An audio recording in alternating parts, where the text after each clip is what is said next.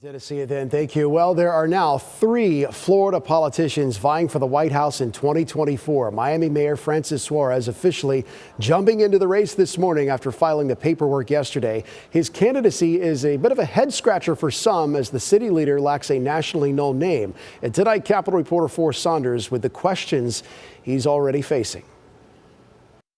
I have always been a runner. Thursday, in a literal ad about running, Miami's GOP Mayor Francis Suarez said he's running for the White House. My dad taught me that you get to choose your battles, and I am choosing the biggest one of my life.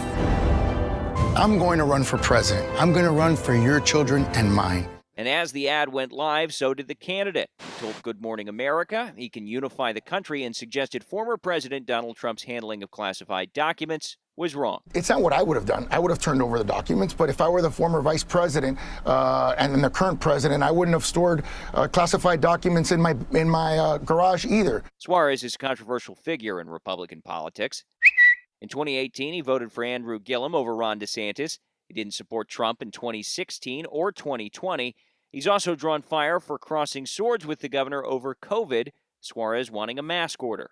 I've tried to reach him on multiple occasions to tell him to give us the opportunity, not just here at the city, but in the county, to be able to institute things that we think are common sense, that we think are backed up by science. News of his candidacy drew crickets from the DeSantis and Trump campaigns.